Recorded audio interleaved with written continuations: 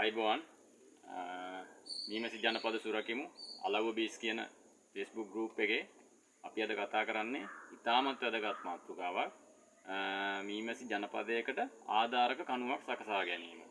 මේක ඉතාම වැදගත් මූලික ඒ කියන්නේ මීමැසි පාලනයේ මූලික කරුණක් තමයි මේ කොහොමද අපි ආධාරකයක් හදාගන්නේ කියන එක.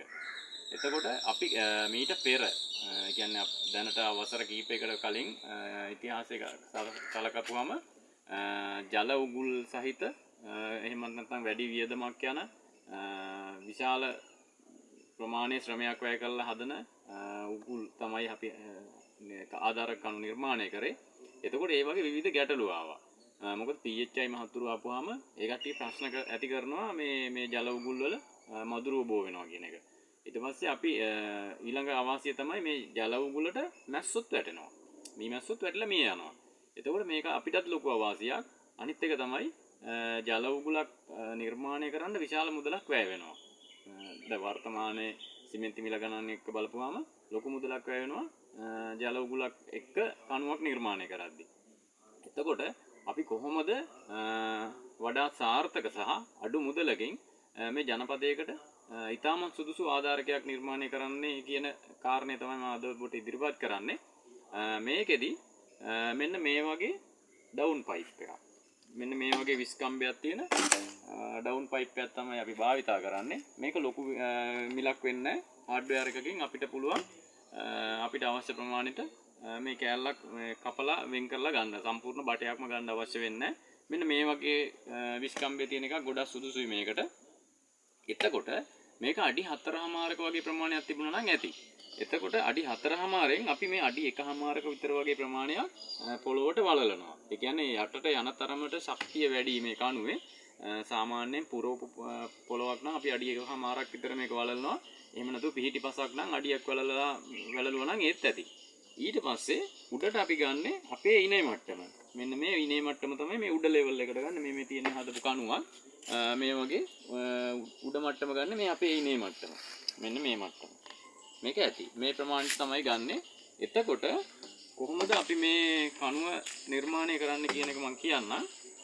මේ කණුවට බටේ ඇතුළට අපි මේ අඩි 1.5ක් පොළොව වලල්ලා ඇතුළට පුරවනවා කොන්ක්‍රීට්. කොන්ක්‍රීට් පුරවන්න හේතුව තමයි ඇතුළෙන් වේය යනවා පෙට්ටිය කණ්ඩ. එතකොට වේයට ලෑලි එයා හරි කැමති ලෑලි කණ්ඩ. එතකොට වේය ඇවිල්ලා මේ පෙට්ටිය කෑවොත් අපිට පෙට්ටියෙන් වැඩක් නැහැ. ඒක නිසා ඒක වළක්වන්න අපි මේක ඇතුළට කොන්ක්‍රීට් පුරවනවා. කොන්ක්‍රීට් පුරවපුවාම මේක උඩ පෙට්ටිය තියන්න බෑනේ.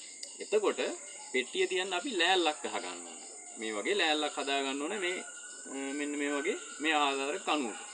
ලෑල්ල එතකොට ගන්නේ අපිට ඕන ඕන ප්‍රමාණයෙන් ලෑල්ල ගන්නත් බෑ. ලෑල්ල ගන්නේ මෙන්න මේ ආකාරයට මෙන්න මේ අඩිය ලෑල්ලේ තියෙනවා කට්ට දෙකක්. හැම පෙට්ටියකම තියෙන මෙන්න මේ වගේ කට්ට දෙකක්. මෙන්න මේ කට්ට දෙකේ ප්‍රමාණයට තමයි ලෑල්ලේ දිග ගන්නෙ. එතකොට පළල ගන්නෙ මේ පෙට්ටියේ අඩිය ලෑල්ලේ මේ ප්‍රමාණයට තමයි පළල ගන්නෙ.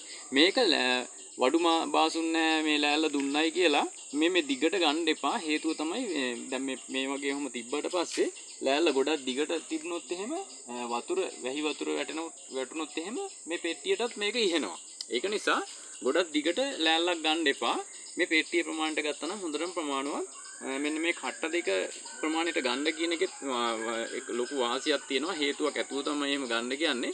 එතකොට අපි මොකක් හරි හේතුවකට මේ ජනපදයේ එක්ක වැඩ කරද්දී අපි නිකන් අපේ ඇඟ වැදුනොත් එහෙම මේ පෙට්ටිය පෙරලෙන්න තියෙන මේ අවකාශය අඩු කරන්න තමයි මේක ගන්නෙ. එතකොට මේකට ලොක් වෙලා හිටිනවා මේ ලෑල්ලට මේ පෙට්ටිය. අන්න ඒක නිසා තමයි අපි ලෑල්ල ගන්නෙ මෙන්න මේ අඩිය ලෑල්ලේ ප්‍රමාණයට.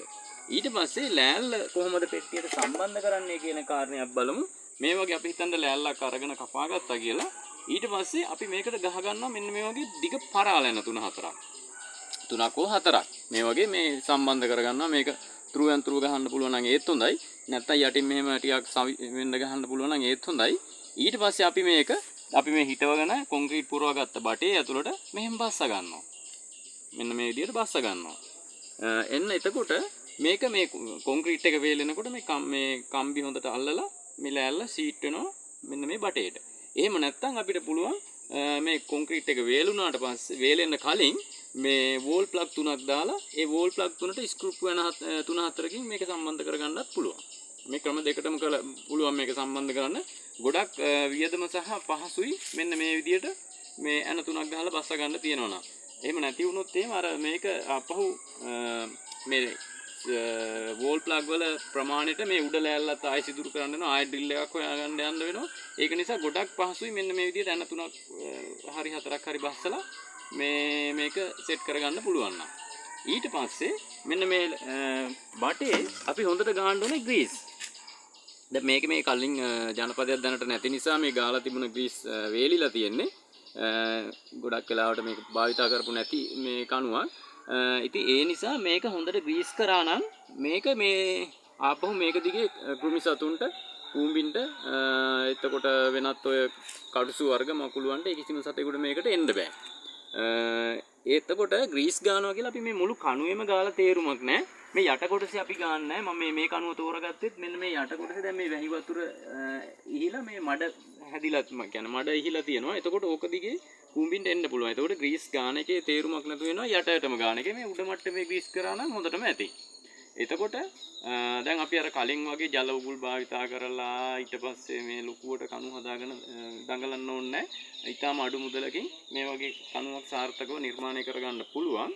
මේකේ ග්‍රීස් විතරයි ගන්න අපි කළු තෙල් ගන්න නැහැ. ඒක හොඳට මතක තියාගන්න. මොකද මම දන්න කීප දෙනෙක් කළු තෙල් භාවිතා කරලා ඒගොල්ලෝ ජනපද ගිහිල්ලා තියෙනවා. ඒකට හේතුව තමයි කළු තෙල් කියන්නේ කෘමි විකාශකයක්. ඒතකොට මීමැස්ස කෘමියෙක් නෙවෙයිද? එයාත් කෘමියෙක්. ඊට පස්සේ එයා එක කෘමියෙක් නවත්තන්න අර ගාන එකෙන් ඉන්න කෘමියා යනවා. ඒක නිසා හොඳට මතක තියාගන්න කළු තෙල් භාවිතා කරන්න එපා. ග්‍රීස් විතරක් භාවිතා කරන්න මේකට. එතකොට පැහැදිලිවම මෙන්න මේකේ උස ගන්නකොට සැලකිලිමත් වෙන්න ඕන තමන්ගේ උස. ඒ කියන්නේ සමහර ජනපද පාලනය කරන කට්ටිය ඉන්නවා ගොඩක් උසයි. සමහර කට්ටිය ඉන්නවා ගොඩක් මිටි. එතකොට තමන්ගේ උසට සරිලන ප්‍රමාණයට මේ කණුව හදාගත්තට පස්සේ හරිම පහසු ජනපද පරීක්ෂාවක් කරන්න.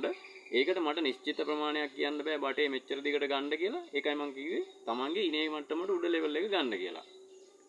මෙන්න මේ විදිහට අපිට පුළුවන් මේ ජනපදයක් ස්ථාපිත කරන්න හොඳ කණුවක් නිර්මාණය කරන්න. එතකොට මේ කණුව අවට මේ අතු පාත් වෙලා මේ වෙන මල් ගස් හිටවලා එහෙම තියෙනවා නම් අපි මේ කණුව හිටවන එකේ තේරුමක් නැහැ. මොකද මේ අතු දිගේ මකුළුවන්ට කටුස්සන්ට ඒ වගේ මීමැස්සට මේ අහිත කර. ඒ කියන්නේ යාව ගොදුරු කරගන්න බලන සත්තු මේ ජනපදයට ගොඩ වෙනවා. එතකොට අපි අර කණුව හදලා ග්‍රීස් කරන එකේ තේරුමක් නැතුව යනවා. ඒ නිසා මේ වටේ හැම වෙලාවෙම අවට අතු කපලා හොඳ සුද්ධ පවිත්‍ර කරලා තියාගන්න ඕනේ. මෙන්න මේ විදිහට තමයි ජනපදයට කණුවක් නිර්මාණය කරන්නේ. හරි එමනම් වෙනත් වීඩියෝ එකකින් අපි හමු වෙමු. බොහොම